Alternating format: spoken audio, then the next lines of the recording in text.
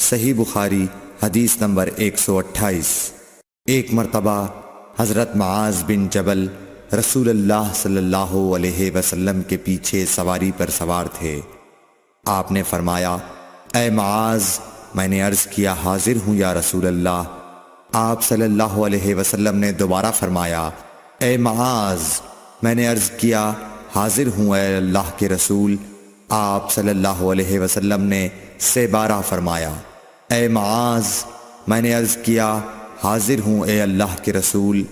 3 بار ایسا ہوا۔ اس کے بعد آپ صلی اللہ علیہ وسلم نے فرمایا کہ جو شخص سچے دل سے اس بات کی گواہی دے کہ اللہ کے سوا کوئی معبود نہیں ہے اور محمد صلی اللہ علیہ وسلم اللہ کے سچے رسول ہیں، اللہ تعالی اس کو دوزخ کی آگ پر حرام کر دیتا ہے۔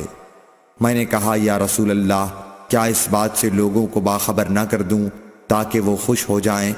آپ صلی اللہ علیہ وسلم نے فرمایا، اگر تم یہ خبر سناؤ گے تو لوگ اس پر بھروسہ کر بیٹھیں گے اور عمل چھوڑ دیں گے۔ صحیح بخاری حدیث نمبر 129۔ رسول کریم صلی اللہ علیہ وسلم نے ایک روز معاذ رضی اللہ عنہ سے فرمایا کہ جو شخص اللہ سے اس کیفیت کے ساتھ ملاقات کرے کہ اس نے اللہ کے ساتھ کسی کو شریک نہ کیا ہو، وہ یقیناً جنت میں داخل ہوگا۔ معاذ بولے، یا رسول اللہ، کیا میں اس بات کی لوگوں کو بشارت نہ سنا دوں؟ آپ صلی اللہ علیہ وسلم نے فرمایا، نہیں، مجھے خوف ہے کہ لوگ اس پر بھروسہ کر بیٹھیں گے۔